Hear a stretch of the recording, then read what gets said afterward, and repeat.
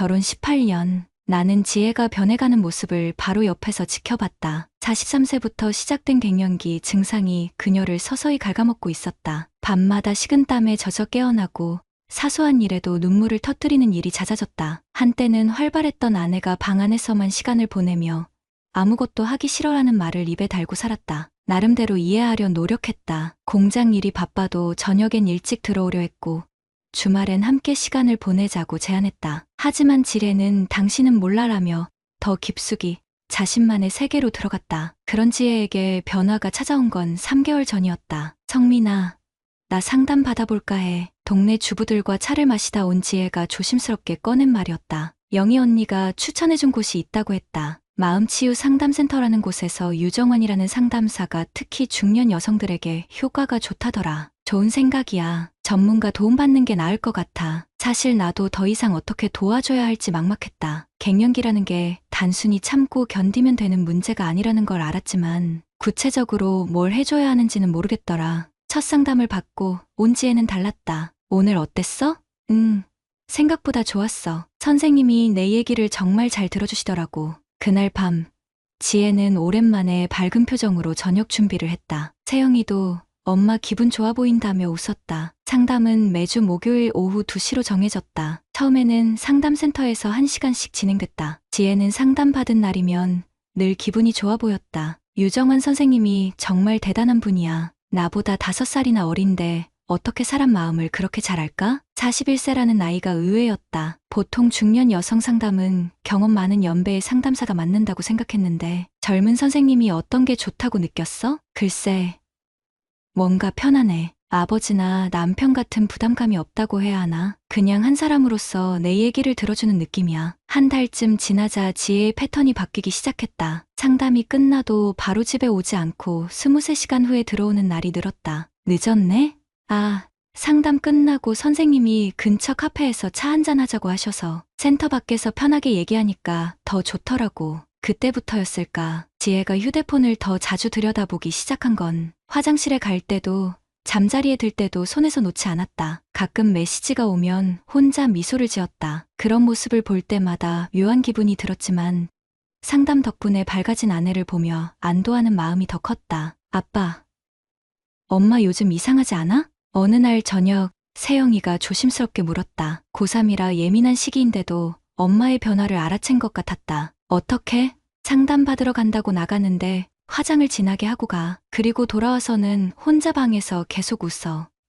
뭔가 예전이랑 달라. 날카로운 관찰이었다. 나도 느끼고 있던 부분이었다. 갱년기 우울감이 나아진 건 좋지만 지혜의 변화에는 뭔가 다른 요소가 섞여 있는 것 같았다. 상담 효과가 나타나는 거겠지. 좀 더 지켜보자. 하지만 속으로는 불안감이 커져가고 있었다. 18년을 함께 산 아내의 표정과 행동에서 처음 보는 무언가를 감지하고 있었다. 그것이 단순히 심리적 회복인지 아니면 다른 무엇인지는 아직 알 수 없었다. 지혜는 그날 밤도 휴대폰을 보며 혼자 웃고 있었다. 나는 책을 읽는 척하며 그런 아내를 지켜봤다. 마음 한구석에서 작은 경보음이 울리기 시작했지만 아직은 그냥 기분 탓이기를 바랐다. 상담을 시작한 지 2달째 지혜의 변화는 더욱 뚜렷해졌다. 목요일마다 상담을 받으러 나가는 지혜의 모습이 달라졌다. 예전엔 아무렇게나 입고 나갔는데 이젠 옷을 여러 벌 갈아입어보고 향수까지 뿌렸다. 갱년기 우울감 때문에 몸단장에 신경 쓰지 않던 사람이 갑자기 거울 앞에서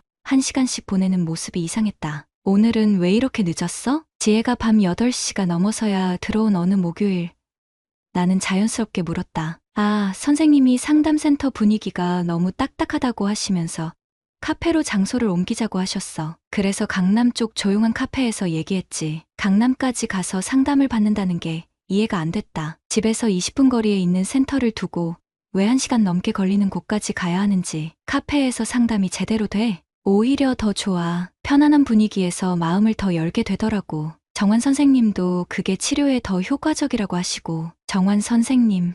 언제부턴가 지혜는 유정환 선생님 대신 정환 선생님이라고 부르기 시작했다. 거리감이 줄어든 게 느껴졌다. 그날 밤 지혜는 샤워를 마치고 침대에 누워서도 계속 휴대폰을 들여다봤다. 화면에서 나오는 푸른 빛이 어둠 속에서 그녀의 얼굴을 비췄다. 입가에 미소가 번졌다가 사라지기를 반복했다. 뭐 보는 거야? 그냥 정원 선생님이 추천해주신 명상 앱이야. 갱년기에 도움된다고 하셔서. 하지만 그 화면은 명상 앱이 아니라 카카오톡이었다. 메시지가 계속 오고 가는 것 같았는데 내가 보려고 하니까 재빨리 화면을 뒤집었다. 일주일 후 지혜의 상담 패턴이 또 바뀌었다. 이번 주부터는 목요일 말고 토요일에도 상담을 받기로 했어. 주 2회로.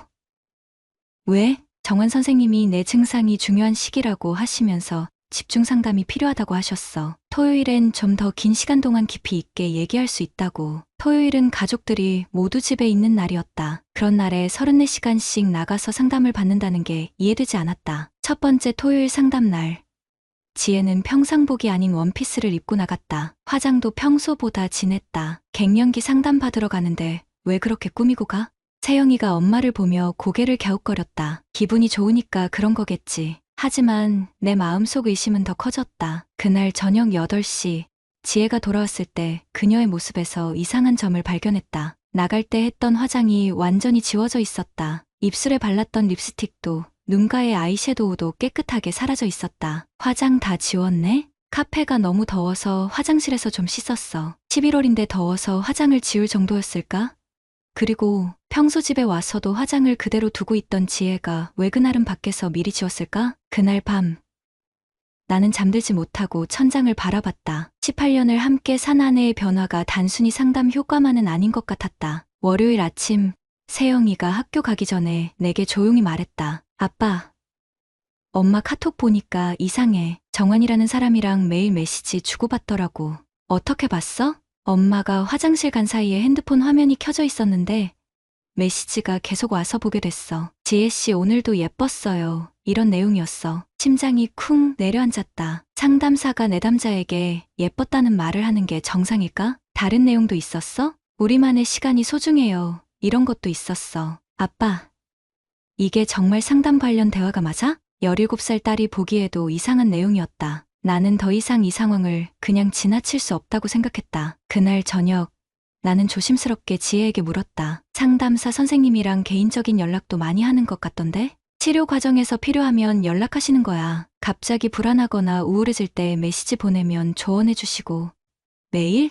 매일은 아니고 필요할 때만. 하지만 세영이 본 것은 매일 오가는 메시지였다. 그리고 그 내용은 치료하는 거리가 멀어 보였다. 그날 밤부터 나는 본격적으로 지혜의 행동을 관찰하기 시작했다. 18년 결혼 생활에서 처음으로 아내를 의심하고 있는 내 자신이 초라했지만 뭔가 잘못되고 있다는 직감을 무시할 수 없었다. 상담이라는 이름으로 시작된 이 관계가 어디까지 발전할지 나는 알고 싶지 않았지만 알아야만 했다. 의심이 시작되자 보이지 않던 것들이 하나씩 눈에 들어왔다. 지혜의 구글 캘린더가 우리 가족 계정과 연동되어 있다는 걸 그동안 잊고 있었다. 세영이가 내 노트북으로 학원 일정을 확인하다가 우연히 발견한 것이었다. 아빠, 이거 봐. 엄마 캘린더에 이상한 일정들이 있어. 화면에 나타난 지혜의 일정표에는 정원쌤과 티타임, 정원쌤 추천 영화 관람, 정원쌤과 북한강, 드라이브 같은 기록들이 빼곡했다. 상담 일정 외에도 개인적인 만남이 일주일에 23차례씩 잡혀 있었다. 가장 충격적인 건 지난주 화요일 일정이었다. 정원쌤과 평창동 갤러리 관람 후 저녁 식사. 그날 지혜는 친구들과 저녁을 먹는다고 했었다. 이거 언제부터 이랬어?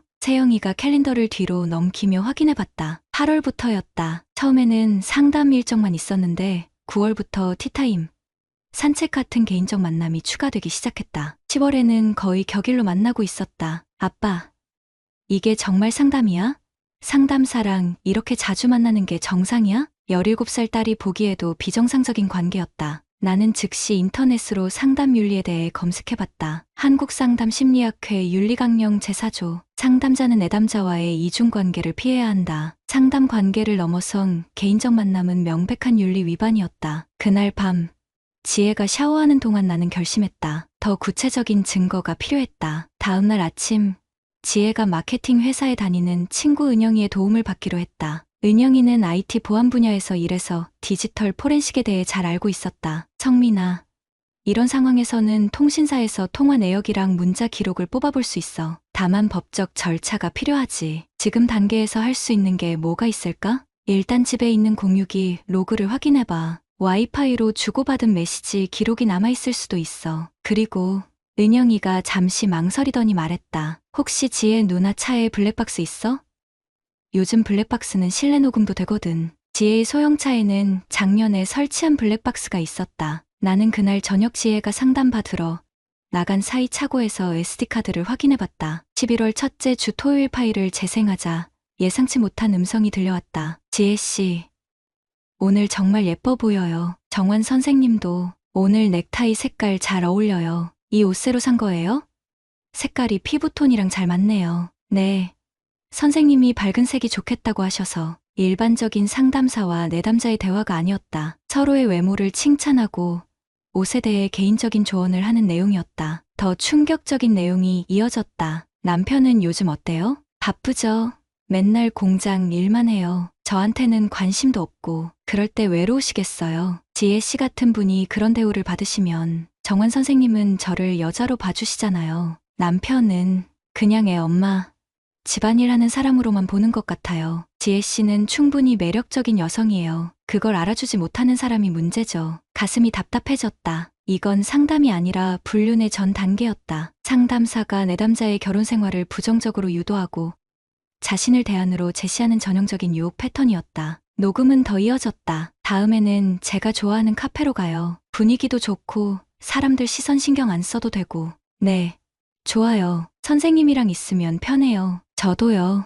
지혜 씨랑 있으면 시간 가는 줄 몰라요. 차 안에서 나누는 대화치고는 너무 사적이었다. 그리고 마지막 부분에서 내가 들어서는 안 될 소리가 들렸다. 호응하는 듯한 의상이 스치는 소리, 그리고 지혜의 작은 신음. 정환 선생님, 괜찮아요. 지혜 씨, 우리 사이잖아요. 더 이상 들을 수 없었다. 나는 황급히 재생을 멈췄다. 그날 밤, 나는 이혼 전문 변호사 김 변호사에게 전화했다. 대학 동기로 몇 번 어려운 일을 도와준 적이 있는 사람이었다. 성민아, 이 정도면 충분히 문제가 있는 관계야. 상담사 윤리 위반은 확실하고 정서적 불륜으로도 볼 수 있어. 법적으로 어떻게 대응할 수 있을까? 일단 한국상담심리학회에 윤리 위반 신고부터 해야 해. 그리고 더 결정적인 증거가 있으면 상간자 소송도 가능하다. 다만 아직 성관계 증거는 없으니까 조금 더 지켜봐야 할 것 같은데. 지켜본다는 게? 솔직히 말하면 이들이 선을 더 넘을 가능성이 높아. 지금도 충분히 선을 넘었지만 법정에서 인정받으려면 더 명확한 증거가 필요해. 집에 돌아와서 나는 세영이와 진지한 대화를 했다. 세영아, 엄마 상황이 심각한 것 같아. 아빠가 좀 더 조사해봐야 할 것 같은데 너는 어떻게 생각해? 아빠, 나도 이상하다고 생각했어. 엄마가 요즘 너무 달라졌어. 집에서는 맨날 핸드폰만 보고 나랑 대화도 안 하려고 하고. 힘들겠지만 조금만 더 참아줄 수 있겠어? 아빠가 정리할 때까지. 세영이는 고개를 끄덕였다. 17살 딸이 이런 상황을 감당해야 한다는 게 미안했지만 지금은 가족을 지키기 위해 필요한 일이었다. 그날부터 나는 체계적으로 증거를 수집하기 시작했다. 18년 결혼 생활에서 처음으로 아내를 감시하는 일이 시작된 것이다. 증거 수집을 시작한 지 일주일 만에 결정적인 순간이 왔다. 지혜가 정환 선생님과 심화 상담이라며 토요일 오후에 나간 날이었다. 평소보다 더 신경 써서 화장을 하고 새로 산 원피스를 입고 나갔다. 나는 차를 빌려 멀찍이 따라 나섰다. 지혜의 차는 상담센터가 아닌 강남구 청담동의 한 호텔 주차장으로 향했다. 5분 후 검은색 벤츠가 나타났고 운전석에서 내린 남자가 지혜에게 다가갔다. 키 175cm 정도의 마른 체형, 깔끔한 정장 차림의 남자였다. 유정환이었다. 두 사람은 자연스럽게 팔짱을 끼고 호텔 로비로 들어갔다. 상담사와 내담자 사이에서는 절대 있을 수 없는 신체 접촉이었다. 나는 차 안에서 휴대폰 카메라로 그 장면을 촬영했다. 시간은 오후 2시 17분이었다. 3시간 후 두 사람이 호텔에서 나왔다. 지혜의 머리가 약간 흐트러져 있었고 나갈 때 했던 화장이 많이 지워진 상태였다. 유정환은 지혜의 허리에 손을 두른 채 주차장까지 동행했다. 더 이상 확인할 필요가 없었다. 그날 밤 지혜가 집에 돌아왔을 때 나는 거실에서 기다리고 있었다. 어떻게 상담 잘 받았어? 네. 오늘은 좀 힘든 주제를 다뤘어요. 그래서 시간이 좀 걸렸고 18년을 함께 산 아내가 내 눈을 똑바로 보며 거짓말을 하고 있었다. 더 이상 참을 수 없었다. 힘든 주제를 호텔에서 다뤘나? 지혜의 얼굴이 순간 굳어졌다. 무슨 말이에요? 청담동 호텔 말이야. 유정환이랑 같이 들어가는 거 다 봤어. 지혜는 잠시 말을 잃었다가 급하게 변명을 늘어놓기 시작했다. 그건 상담 장소를 바꾼 거예요. 센터가 너무 딱딱해서 편안한 곳에서 호텔 방에서 상담을 받는다고? 그것도 3시간이나? 당신이 뭘 알아요? 트라우마 치료는 안전한 공간에서. 그만해. 나는 처음으로 지혜에게 소리를 질렀다. 18년 결혼 생활에서 한 번도 목소리를 높인 적이 없는 내가 블랙박스 녹음도 다 들었어. 서로 외모 칭찬하고 포옹하는 소리까지. 이게 상담이야? 지혜의 얼굴이 창백해졌다. 그건 치료 과정에서 18년을 바보로 살았구나. 나는 더 이상 변명을 들을 수 없었다. 거실을 나와 서재로 들어갔다. 다음날 월요일, 나는 본격적인 대응에 나섰다. 먼저 한국상담심리학회에 윤리위반 신고서를 제출했다. 유정환의 행위는 윤리강령 제4조 이중관계 금지, 제7조 성적 친밀감 금지를 명백히 위반했다. 신고서에는 블랙박스 녹음 파일, 호텔 출입 사진, 캘린더 일정 등을 증거로 첨부했다. 김 변호사와의 상담에서 추가 정보를 얻었다. 성민아, 상담사 자격 취소는 확실해. 그리고 이 정도면 상간자 소송도 충분히 가능해. 정서적 불륜도 법원에서 인정하는 추세거든. 위자료는 얼마나 받을 수 있을까? 정서적 불륜의 상담사 지위 남용까지 고려하면 3천만 원에서 5천만 원 정도 예상돼. 상습성이 입증되면 더 올라갈 수도 있고. 상습성? 이 놈이 다른 여성 내담자들에게도 같은 짓을 했을 가능성이 높아. 조사해 볼 필요가 있어. 그날 오후, 나는 마음치유 상담센터를 직접 방문했다. 센터장과의 면담을 요청했다. 유정환 상담사가 제 아내와 부적절한 관계를 맺고 있습니다. 이에 대한 센터의 입장이 어떤지 듣고 싶습니다. 50대 여성인 센터장은 당황한 기색을 보였다. 그런 일이 있었다면 저희도 심각하게 받아들이겠습니다. 증거가 있으신가요? 나는 준비해간 자료들을 보여줬다. 호텔 출입 사진, 녹음 파일 일부, 개인적 만남 기록들. 저희가 내부 조사를 진행하겠습니다. 이런 일이 일어나서 정말 죄송합니다. 조사만으로는 부족합니다. 유정환의 즉시 해촉과 함께 다른 피해자가 있는지도 확인해 주시길 바랍니다. 센터장은 고개를 끄덕였다. 얼굴에서 유정환에 대한 의심이 깊어지는 게 보였다. 그날 저녁 세영이가 내게 다가왔다. 아빠, 엄마가 짐 싸고 있어. 지혜가 방에서 캐리어에 옷을 넣고 있었다. 나는 방문을 열고 들어갔다. 어디 가려고? 친정에 며칠 있다가 올게요. 도망가려고? 도망이 아니라 좀 정리할 시간이 필요해요. 이제 와서 정리? 이미 다 끝난 일인데? 지혜가 처음으로 화를 냈다. 당신이 뭘 알아요? 나 혼자 얼마나 외로웠는지. 갱년기로 힘들어 죽겠는데 당신은 공장 일만. 그래서 다른 남자 만난 게 내 잘못이야? 정원 선생님은 날 이해해줬어요. 여자로서, 사람으로서. 그 이해가 호텔까지 가서 받을 일이었어? 지혜는 더 이상 대답하지 않았다. 짐을 싸서 나갔다. 그날 밤 세영이가 내 방에 왔다. 아빠, 나는 아빠 편이야. 엄마가 한 일은 잘못된 거야. 17살 딸의 말에 가슴이 뭉클했다. 고마워, 세영아. 힘들겠지만 조금만 더 버텨주자. 아빠는 잘못한 게 없어. 열심히 일해서 우리 먹여 살렸잖아. 엄마가 배신한 거야. 이틀 후 상담센터에서 연락이 왔다. 유정환이 해촉됐다는 통보였다. 그리고 예상대로 다른 피해자가 2명 더 있다는 사실도 밝혀졌다. 같은 날, 나는 이혼 소장과 상간자 소송을 동시에 제기했다. 18년 결혼 생활의 마침표를 내가 직접 찍는 순간이었다. 더 이상 참지 않기로 했다. 내 가족을 지키기 위해서라도. 법정에 첫 출석하는 날, 나는 평생 입어본 적 없는 정장을 새로 맞춰 입었다. 6개월간의 소송 준비 끝에 마침내 재판이 시작된 것이다. 피고석에 앉은 유정환은 초라한 모습이었다. 상담사 자격은 이미 박탈당했고 센터에서도 해촉된 상태였다. 김 변호사가 준비한 증거들이 차례로 제출됐다. 호텔 출입 사진, 블랙박스 녹음 파일, 개인적 만남을 기록한 캘린더, 그리고 결정적으로 센터에서 확인된 다른 피해자 2명의 증언서까지. 피고 유정환은 상담사라는 전문가적 지위를 악용하여 내담자와 부적절한 관계를 반복적으로 맺어왔습니다. 김 변호사의 변론이 이어졌다. 특히 원고의 배우자와의 관계에서는 정서적 의존을 유도한 후 호텔에서 신체 접촉까지 이루어졌으며 이는 명백한 상간 행위입니다. 유정환의 변호사는 단순한 상담 과정에서의 실수라며 변명했지만 녹음 파일 속 대화 내용 앞에서는 할 말이 없었다. 지혜 씨는 충분히 매력적인 여성이에요. 그걸 알아주지 못하는 사람이 문제죠. 법정에서 재생된 유정환의 목소리는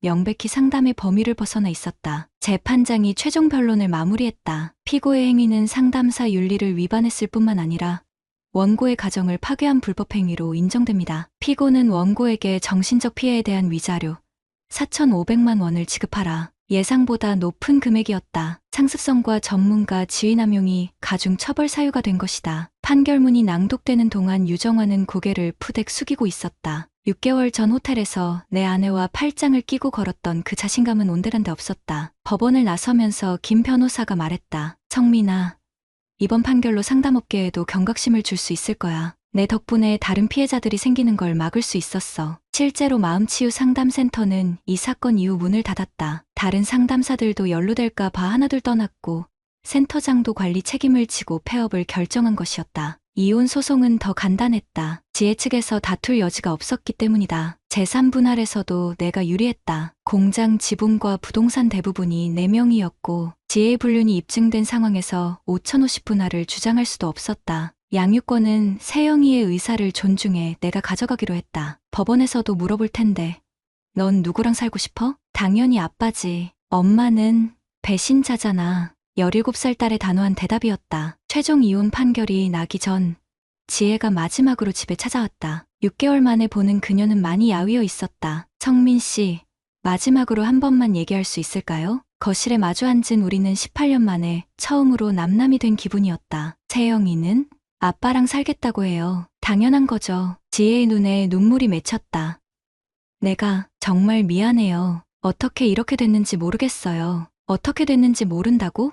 선택한 거잖아. 정원 선생님이 저를 이해해준다고 생각했어요. 갱년기로 힘들 때 당신은 그만해요. 이제 와서 내 탓하지 마세요. 더 이상 할 말이 없었다. 18년의 결혼 생활이 이렇게 끝나는 게 허무하긴 했지만 후회는 없었다. 세영이한테 잘해주세요. 그 애는 죄가 없으니까. 지혜가 마지막으로 남긴 말이었다. 이혼이 확정된 후 나는 세영이와 새로운 일상을 만들어 나갔다. 아빠, 엄마 생각 안 나? 가끔 나지. 그래도 이게 맞는 것 같아. 나도 그래. 처음엔 엄마가 그리웠는데 이제는 우리끼리 사는 게 더 편해. 세영이는 생각보다 잘 적응했다. 오히려 엄마가 있을 때보다 더 밝아진 것 같았다. 불안정한 갱년기 엄마의 감정 기복을 견디는 것보다 차라리 아빠와의 안정적인 생활이 나은 모양이었다. 공장 일도 다시 활력이 생겼다. 마음의 짐을 덜고 나니 일에 더 집중할 수 있었다. 직원들도 내가 밝아진 걸 알아챘다. 사장님, 요즘 표정이 좋아지셨네요. 그래? 나이 들어서 그런가 봐. 사실은 진실을 밝혀내고 정의를 구현했다는 만족감 때문이었다. 18년을 바보로 살았다는 분노보다는 끝까지 포기하지 않고 맞서 싸운 자신에 대한 자부심이 더 컸다. 몇 달 후 예상치 못한 연락이 왔다. 유정원의 다른 피해자였던 한 여성이 감사 인사를 전해온 것이었다. 김성민님 덕분에 저희도 용기를 얻어서 소송을 진행할 수 있었어요. 그 사람이 다른 여성들에게도 같은 짓을 하지 못하게 막아주셔서 감사합니다. 내가 한 일이 다른 사람들에게도 도움이 됐다는 사실이 뿌듯했다. 1년 후 세영이가 대학에 합격했다. 수능을 앞두고 가정사로 힘들었을 텐데도 좋은 결과를 얻었다. 아빠, 고마워. 아빠가 강하게 대응해줘서 내가 더 단단해진 것 같아. 세영아, 내가 있어서 아빠도 포기하지 않을 수 있었어. 그날 밤 나는 오랜만에 지혜와의 과거를 생각해봤다. 18년이라는 시간이 모두 무의미했던 건 아니었다. 세영이라는 소중한 딸을 얻었고 한 사람을 믿고 사랑하는 법도 배웠다. 다만 배신당했을 때 어떻게 대응해야 하는지도 배웠다. 참고 넘어가는 것이 미덕이 아니라 때로는 당당하게 맞서 싸우는 것이 진짜 용기라는 것을. 선량한 사람이 당하고만 살면 안 된다. 내가 이 모든 과정에서 얻은 가장 중요한 깨달음이었다. 지금도 가끔 상담센터 앞을 지날 때가 있다. 폐업해서 빈 건물이 된 그곳을 보면서 생각한다. 내가 싸우지 않았다면 지금도 그곳에서 다른 가정들이 무너지고 있을지도 모른다고. 그래서 후회는 없다. 18년 결혼의 끝이 이혼이었지만 마지막에는 내가 원하는 방식으로 마무리할 수 있었으니까. 구독자님들, 오늘 사연 댓글로 공유해 다른 분들과 함께 의견 나눠보세요. 저도 읽어보며 소통하겠습니다.